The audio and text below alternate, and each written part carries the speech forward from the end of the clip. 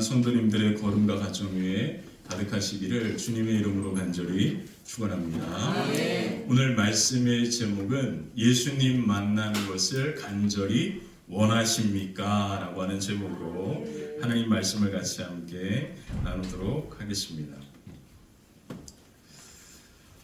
오늘 말씀의 제목은 우리의 신앙에 있어서 가장 중요한 질문 중에 하나입니다. 예수님 만나는 것을 간절히 원하십니까?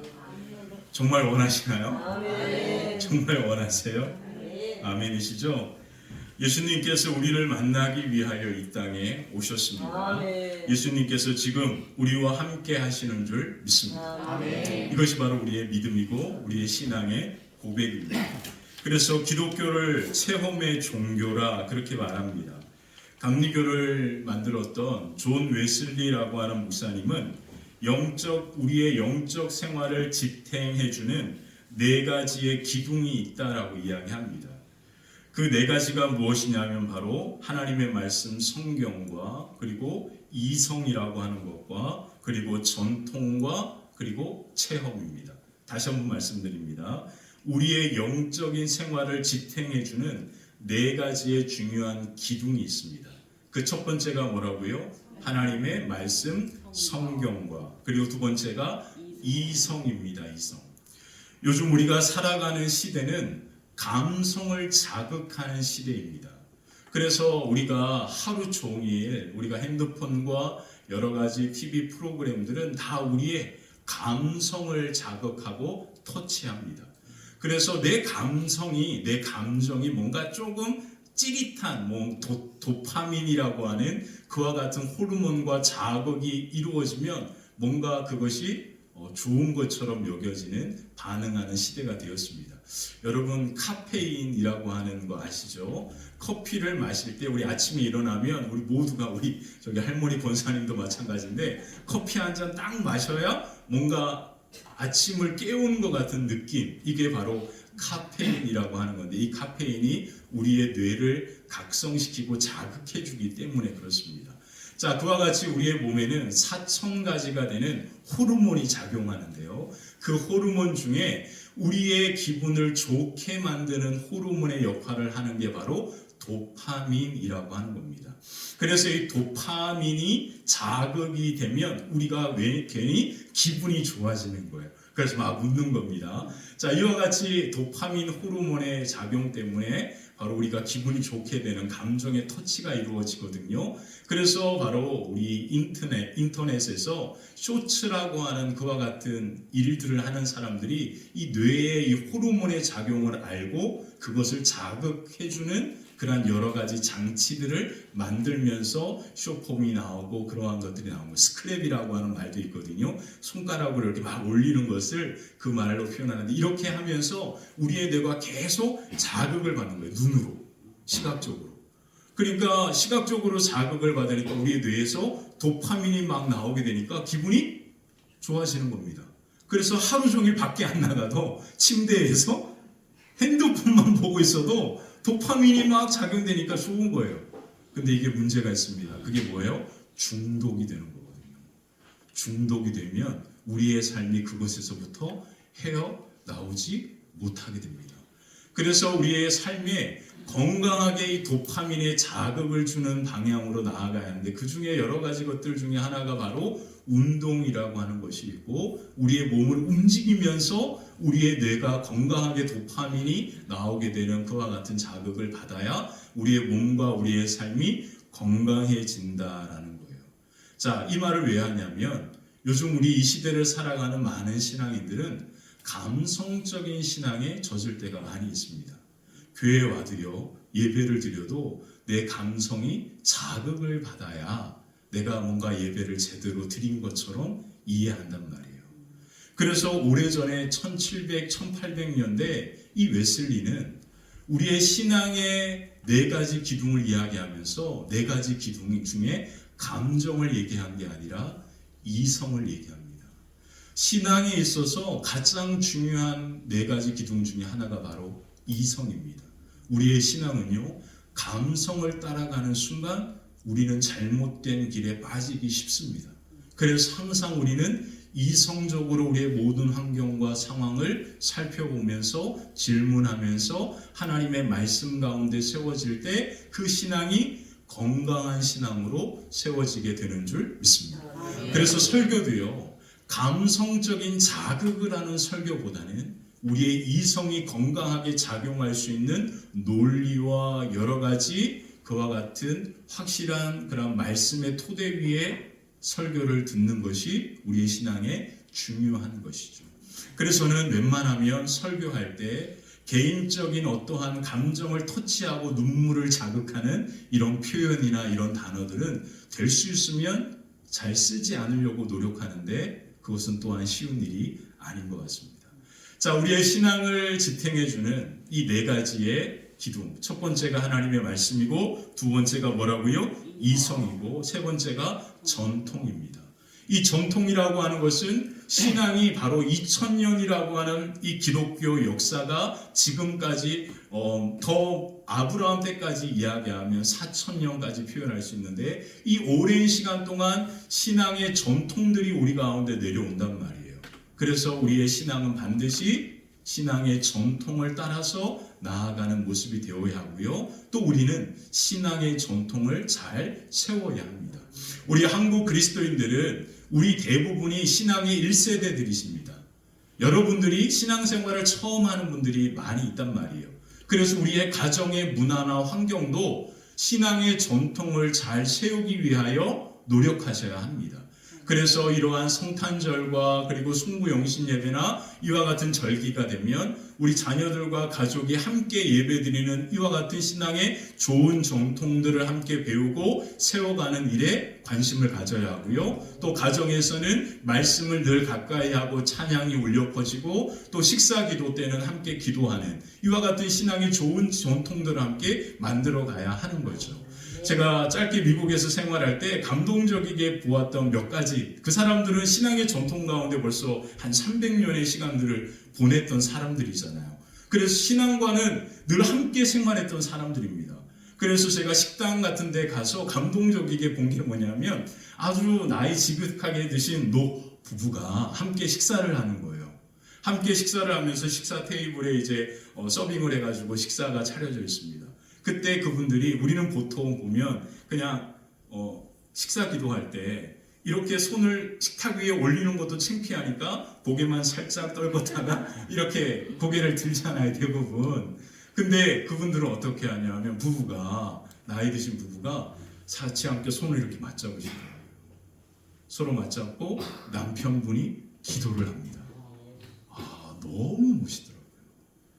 그래서 저도 집에 와서 우리 아내에게 같이 기도합시다 이렇게 하려고 했더니 손을 탁 잡았어요. 아직 우리 집에 문화는 아직 거기까지는 아닌 것 같아요. 그래서 조금 나이 들면 한번 해봐야겠다 그런 생각을 하면서 했는데 너무 멋있더라고요. 식당에서 같이 손을 잡고 성도들이 함께 기도하는 모습들, 그리고 함께 기도하는 그 기도의 내용 또한 제가 뭐 잘 듣지는 못했지만 너무 아름다웠어요. 그와 같은 전통들이 있습니다.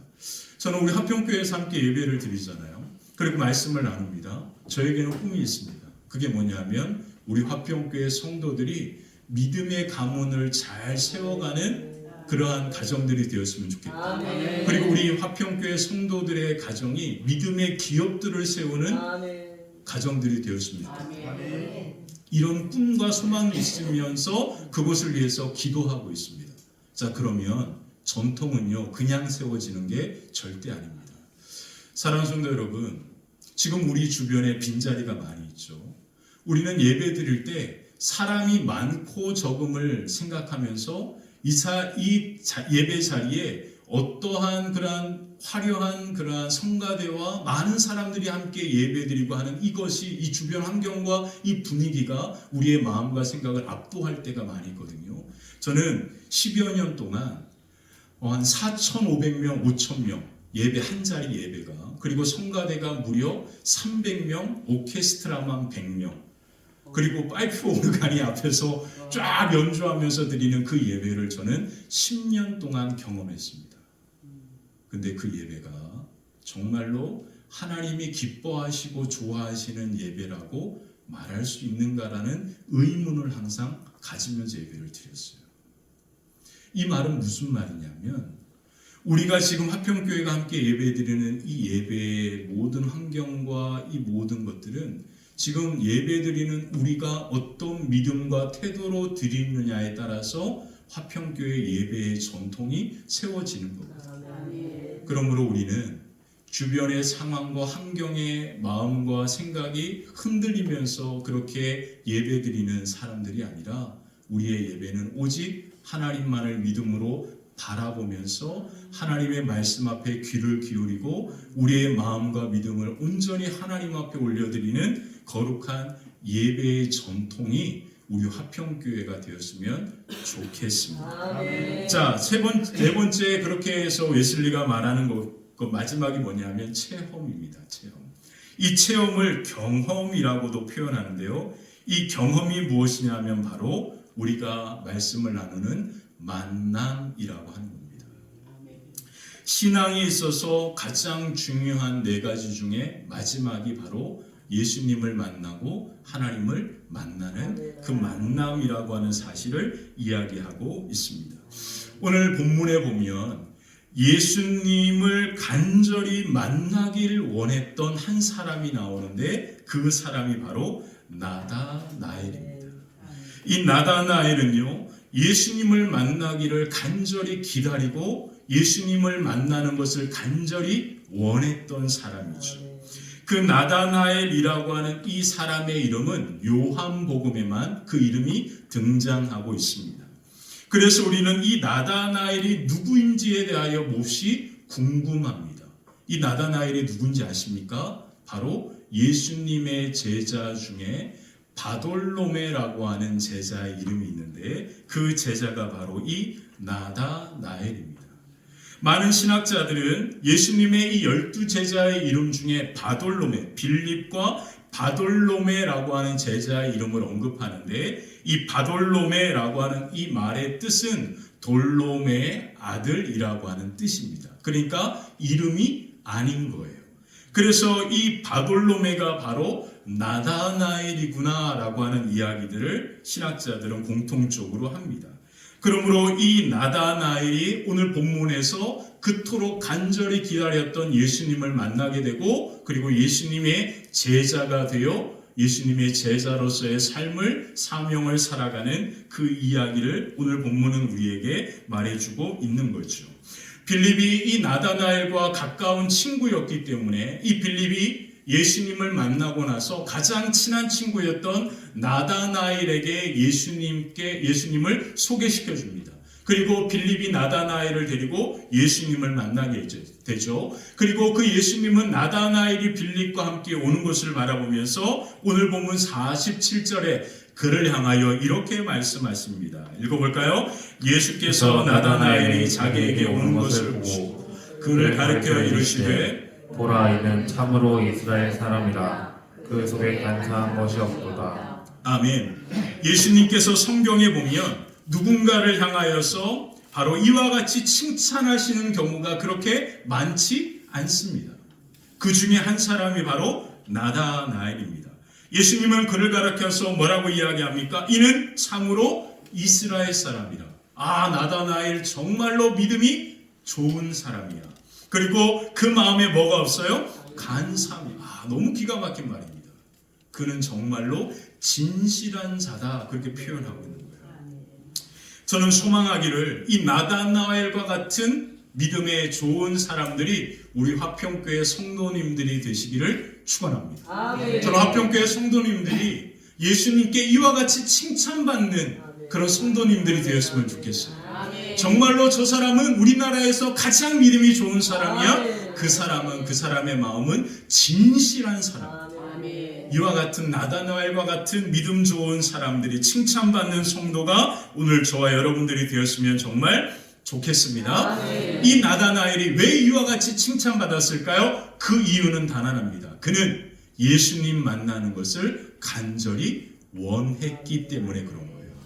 예수님 만나는 것을 간절히 원했기 때문에 예수님은 그를 가르쳐서 정말 믿음 좋은 사람이고 진실한 사람이라고 칭찬하시는 거거든요. 사랑하는 성도 여러분, 다시 한번 묻겠습니다. 예수님 만나는 것을 간절히 원하십니까? 아멘. 더 크게 아멘. 여러분들은 나다나엘과 같이 믿음 좋은 진실한 사람인 줄 믿습니다. 아멘. 오늘 우리가 예수님을 만나고 그 예수님으로 말미암아 하나님 앞에 믿음 좋은 사람, 진실한 사람이라고 인정받는 그러한 복된 은혜가 저와 여러분 가운데 가득하게 되시기를 주님의 이름으로 간절히 축원합니다. 자, 나다나엘을 통하여서 우리가 예수님을 기다리는 우리의 모습이 어떠해야 하는지 오늘 말씀을 통하여 함께 살펴볼게요. 첫 번째는 진실함으로 하나님의 나라를 기다리는 자입니다. 자, 진실함으로 뭐를 기다려요? 하나님의 나라를 기다리는 자였습니다. 자, 예수님은 나다나엘이 빌립과 함께 오는 것을 보면서 다시금 우리가 칭찬하는 그 말씀을 좀 더 깊이 보겠습니다. 47절을 보면 뭐라고 이야기합니까? 보라, 이는 참으로 이스라엘 사람이고 그 속에 간사한 것이 없다. 그렇게 이야기합니다. 참으로 이스라엘 사람이라고 하는 말은 바로 믿음 좋은 사람이라고 하는 의미가 있는 거고요. 간사한 것이 없다라고 하는 말은 진실하다, 정직하다라는 뜻입니다. 그러므로 나다나엘은 어떤 사람입니까? 믿음 좋은 사람인데 그 믿음 좋은 사람 나다나엘은 어떤 사람이라고요? 진실하고 정직하다. 저는요, 지금까지 한 40년 동안 신앙생활을 해오면서 많은 성도님들을, 정말로 수많은 성도님들을 만나지 않았어요? 그러면서 정말 사람들 앞에 믿음 좋은 사람이라고 그렇게 인정받는 분들을 많이 봤습니다. 경험했어요.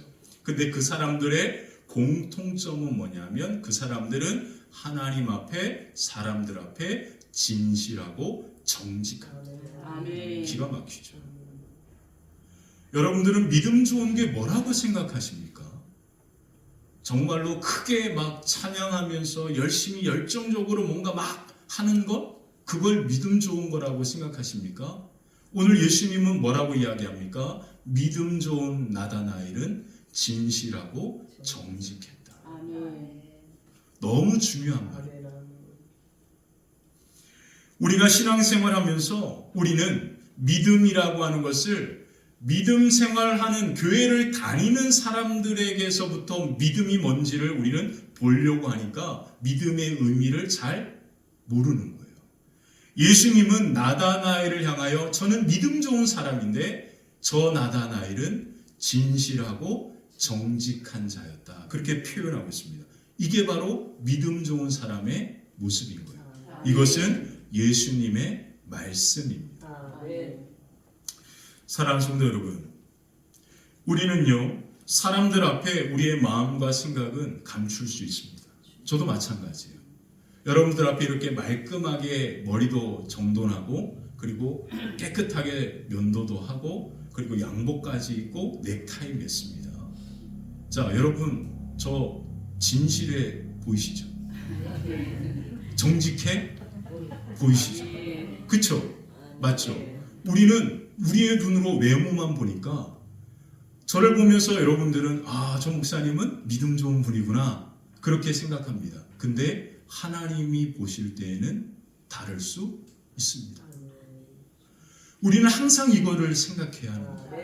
오늘 예수님께서 나다나엘에게 뭐라고 이야기합니까? 저 사람은 믿음 좋은 사람인데 저 사람은 진실하고 정직하다.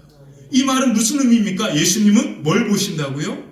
나다나엘의 삶과 마음의 중심을 보고 계신다라는 뜻입니다.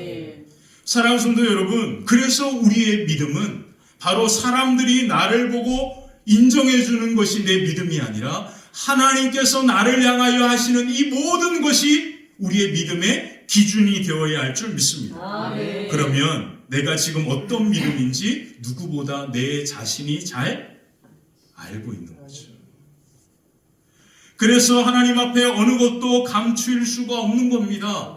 그러므로 오늘 예수님께서 나다나엘에 대하여 하신 이 말씀은 엄청난 그에 대한 믿음의 칭찬인 거죠.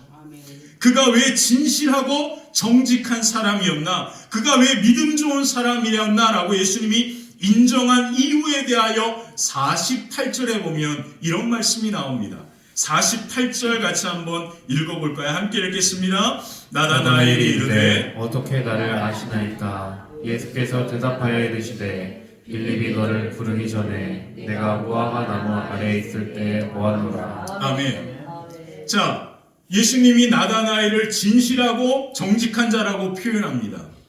근데 그 이유를 예수님이 이렇게 설명하고 계시는 거예요. 왜 나다나엘이 정직하고 진실한 자였냐면 48절에 보면 뭐라고 이야기합니까? 빌립이 너를 부르기 전에, 예수님이 나다나엘에게 하시는 말이에요. 빌립이 너를 부르기 전에 내가 무화과 나무 아래에 있을 때 내가 뭐 했다? 너를 보았다 표현하고 있는 거예요. 자, 무화과 나무 아래에 있을 때 보았다. 우리 한글 말씀은요, 보았다라고 하는 이 말이 오니까 이 말의 원어의 의미가 우리에게 전달이 되지 않는 거예요. 원어의 의미를 보면 내가 너를 보았다라고 하는 이 말은 무슨 의미를 갖고 있냐면 내가 너를 뚫어지게 쳐다봤다라는 거예요. 무화과 나무 아래에 네가 있을 때 내가 너를 깊이, 정말로 너를 뚫어지도록 깊이 눈여겨 보았다라고 하는 말씀입니다. 다르죠, 의미가. 그냥 지나가면서 보는 것과 내가 너를 눈여겨 집중하면서 보는 것은 전혀 다른 의미란 말이에요. 예수님이 지금 나다나엘에게 한 말은 내가 이렇게 집중해서 네가 무화과 나무 위에 있을 때 뚫어지게 너의 모습을 지켜보고 있었다, 보고 있었다라고 그렇게 예수님이 말합니다. 자, 무화과 나무 아래 나다나엘이 있을 때 이 말이 의미하는 게 뭘까요? 우리는 이 말의 의미를 잘 못 느낍니다. 근데 바로 미가서라고 하는 것을 보면 이 말이 무엇을 의미하는지를 우리가 명확하게 알 수 있어요. 미가서 4장에 보면 이런 말이 나옵니다. 미가서 4장 한번 볼까요? 그가 많은 민족들 사이의 일을 심판하시며 먼고 강한 이방 사람들을 판결하시니 무리가 그의 칼을 쳐서 보습을 만들고 창을 쳐서 낫을 만들 것이며 이 나라와 저 나라가 다시는 칼을 들고 서로 치지 아니하며 다시는 전쟁을 연습하지 아니하고 각 사람이 자기 포도나무 아래와 자기 무화과 나무 아래에 앉을 것이라 그들을 두렵게 할 자가 없으리니. 이는 만군의 여호와의 입이 이같이 말씀하셨습니다. 아멘. 이 말씀은 바로 미가가 메시아에 대하여 예언한 말씀입니다. 그 말씀에 뭐라고 되어 있습니까? 4절에 보니까 각 사람이 어디 아래에 있다고요? 포도나무와 무화과 나무 아래에 있을 것이다. 그러면서 뭐라고 이야기합니까? 그 포도나무와 무화과 나무 아래에 있는 그들을 두렵게 할 자가 없을 것이다. 두렵게 할 자가 없다. 이 말이 무슨 말입니까? 여호와 샬롬이라고 하는 말입니다. 하나님의 평화가 무화과 나무 아래에 있을 때 임하게 된다는 뜻이에요. 자, 그 무화과가 무엇입니까? 바로 예수 그리스도죠. 그러므로 십자가 아래에 있을 때, 무화과 나무 아래에 있을 때 여호와 샬롬이 임하니까 그들을 두렵게 할 자가 없다. 하나님의 평화가 그들 가운데 임하게 된다라고 예수님이 말씀하고 있는 겁니다. 아멘. 그러므로 오늘 이 나다나엘이 무화과 나무 아래에서 무엇을 했을까요? 예수님 만나기를 간절히 사모하고 원했다라는 거예요.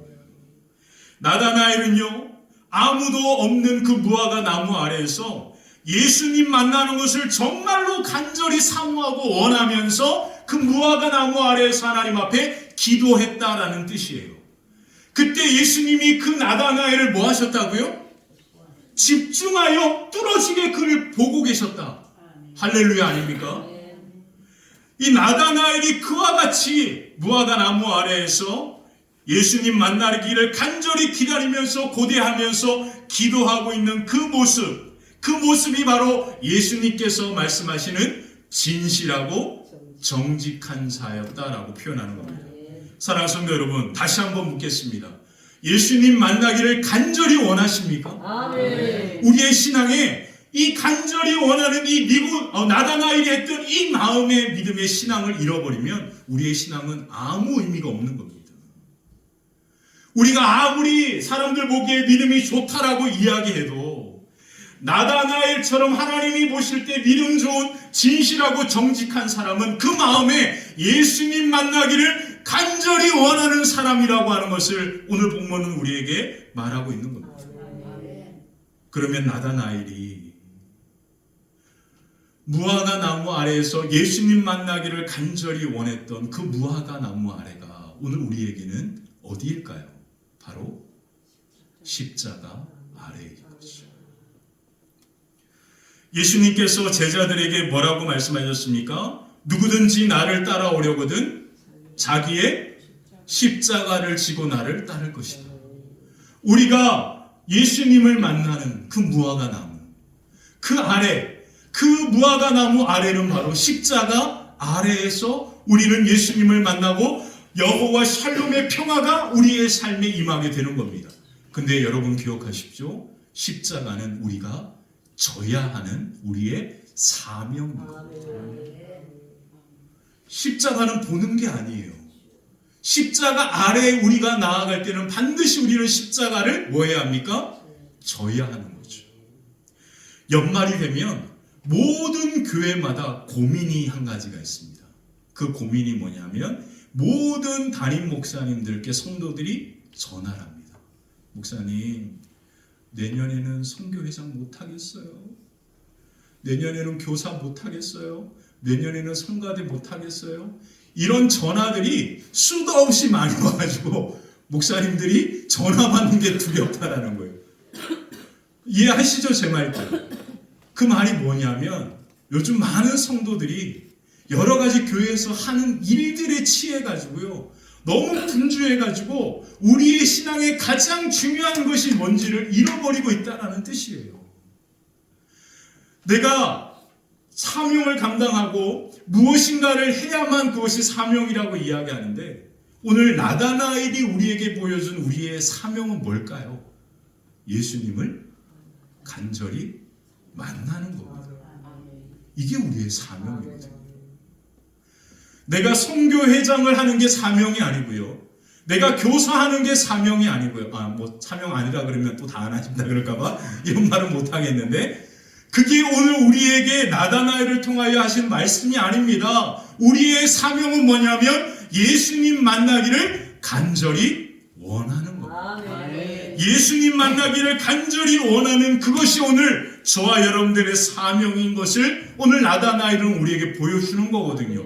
그리고 그 모습을 예수님은 뚫어지게 바라보고 계셨다.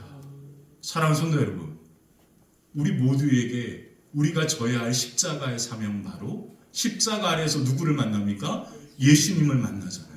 그러므로 십자가 아래에서 예수님을 만난다면 우리가 져야 할 십자가는 무엇입니까? 예수님 만나기를 간절히 원하는 겁니다. 오늘 저와 여러분들이 이 사명을 회복하시기를 주님의 이름으로 간절히 축원합니다. 이 사명이 회복되어져야 우리가 하는 모든 것들이 기쁨이 되는 겁니다. 이 근본적인 사명을 잃어버리면 우리가 하는 모든 것들이 무거운 짐밖에 되지 않습니다. 그래서 여러분 억지로 자꾸 무엇인가 하려고 하지 마십시오. 이 가장 중요한 근본적인 사명을 우리가 회복해야 하는 겁니다. 우리가 가장 먼저 회복해야 될 첫 번째는 무엇입니까? 예수님 만나기를 간절히 사모하고 원하는 그 마음, 그 사명이 오늘 저와 여러분 가운데 회복되어져서 십자가 아래에서 여호와의 샬롬 하나님의 평강이 저와 여러분들의 마음 위에 임하게 되시기를 주님의 이름으로 간절히 축원합니다. 자, 두 번째, 은혜에 대해 예배로 반응하는 진지한 신앙입니다. 예배로 반응하는 진지한 신앙이라. 예수님께서 나다나엘에게 하신 두 번째 말씀이 나오는데 그게 바로 51절입니다. 51절 같이 한번 읽어볼까요? 51절 함께 읽겠습니다. 또 이르시되 진실로 진실로 너희에게 이르노니 하늘이 열리고 하나님의 사자들이 인자 위에 오르락내리락 하는 것을 보리라 하십니다. 아멘. 이 말의 의미가 과연 무엇일까요? 예수님께서 나다나엘에게 두 번째 하신 말씀은 뭐냐면 하늘이 열릴 것이고 하나님의 사자 천사들이 그 인자 위가 무엇입니까? 십자가를 통하여 오르락내리락 할 것이다. 그렇게 이야기합니다. 이 말씀은 우리가 창세기 28장의 이 말씀을 함께 나누었잖아요. 창세기 28장에서 우리가 야곱의 이야기를 우리가 통해서 이 말씀이 무엇을 의미하는지를 함께 살펴봤습니다. 바로 베델에서 야곱이 꿈을 꾸었을 때 이 환상이 보여진 거죠. 그래서 하늘이 열리고 하늘에서부터 땅에 사닥다리가 내려오는데 그 사닥다리 위에 천사, 인자들이 오르락 내리락 하는 것을 야곱이 꿈 가운데 바라보게 됩니다. 그리고 그가 꿈에서 깨어나서 그곳 이름을 뭐라고 불렀습니까? 베델이라고 부르죠. 자, 크게 뭐라고 불렀습니까? 베델이라고 부릅니다. 베델이라고 하는 말의 뜻이 뭡니까? 하나님의 집. 다른 말로 표현하면 살아계신 하나님이 지금 여기 함께 계십니다. 살아계신 하나님이 지금 이곳 가운데 함께 하신다. 그래서 그곳 이름을 베델이라 부른 겁니다. 그리고 그 하나님을 나의 하나님으로 고백하게 되는 거예요. 내가 비로소 살아계신 하나님을 뭐 했다? 만났다. 그리고 그 살아계신 하나님이 나의 하나님이다. 아브라함의 하나님, 이삭의 하나님이 아니라 그 하나님이 이제는 나의 하나님이 되었다라고 그렇게 고백합니다. 그게 바로 창세기 28장의 이야기입니다. 왜 야곱이요? 이 베델에서 하나님을 만나는 은혜를 경험했을까요? 그 이유는 무엇입니까? 그 야곱에게는 하나님밖에 의지할 수 있는 분이 아무것도 없었기 때문에 그런 겁니다. 사랑하는 성도 여러분, 오늘 우리가 하나님의 은혜의 영광을 맛보게 되는 그러한 놀라운 은혜는요, 오늘 저와 여러분들의 마음이 오직 하나님밖에 의지할 것이 없다라고 인정되어질 때 비로소 우리는 하나님을 만나는 경험을 하게 됩니다. 정말 중요합니다. 하나님은요, 제가 경험해 보니까 내 마음의 온 중심을 다하여 정말로 저는 하나님밖에 의지할 분이 없습니다라고 고백할 때 비로소 하나님은 나를 만나 주시다. 그리고 그 살아계신 하나님을 경험케 해 주시다. 하나님은요, 앞에서 우리가 보았지만 예수님이 나다나엘의 어디를 보셨습니까? 마음의 중심을 보셨습니다. 그러므로 저와 여러분들이 하나님 앞에 감출 수 없는 것이 바로 우리의 마음입니다. 하나님은요, 오늘 내가 하나님을 간절히 만나고 싶은 마음이 있는지 없는지 더 잘 아십니다. 바꾸어 말하면 내 마음의 온 중심을 다하여 나는 하나님을 만나고 싶습니다라고 하는 믿음의 고백이 터져 나오는 것을 하나님은 잘 아신단 말이에요. 그러므로 하나님 앞에 감추일 수 있는 것이 아무것도 없다 표현하는 거죠. 야곱은요, 이 베델에서 그와 같은 상황이었습니다. 그것을 하나님이 너무나 잘하셨기 때문에 그곳에 하나님은 꿈 가운데 찾아오신 거죠. 그리고 야곱을 만나 주신 겁니다.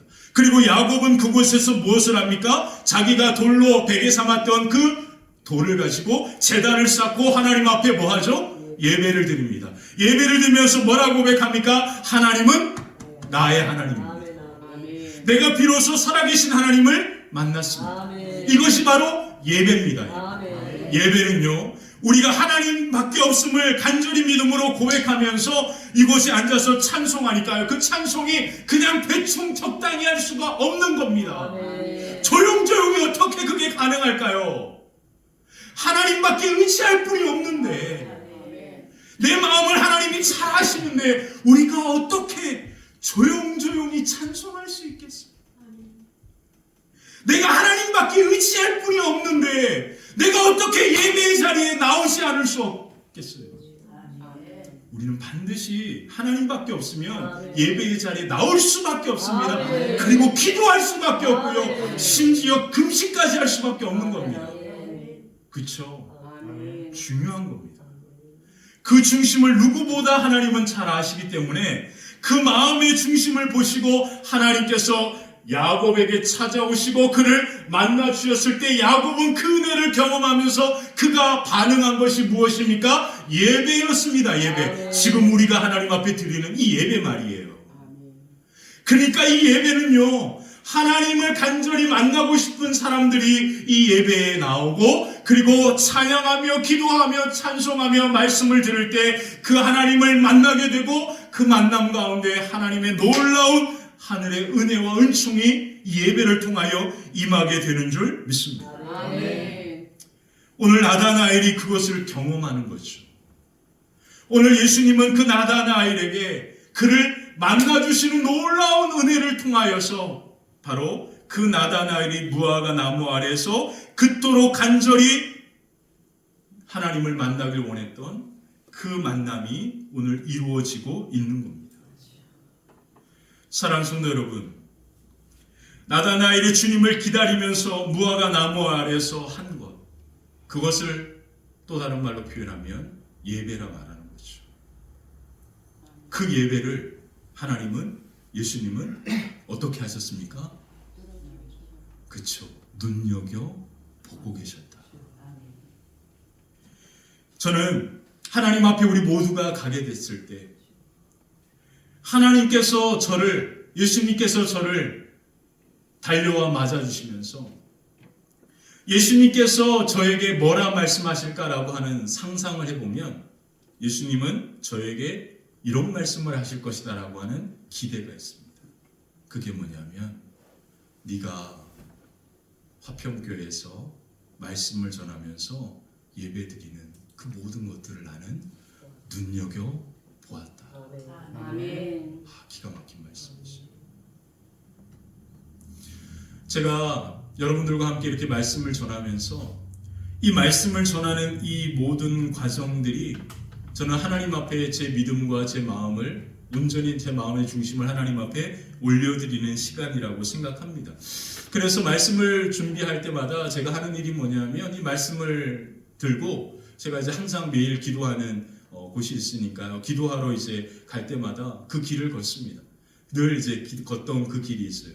어제도 이제 설교 이제 준비하고 이제 본문이라는 거 다 보내놓고 이 말씀을 암송하면서 외우면서 그 길을 걷는데 눈이 왔잖아요. 그리고 날씨도 추웠잖아요.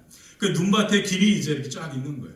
그리고 길에 눈이 이렇게 쌓여가지고 얼어가지고 좀 미끄럽고 그랬습니다.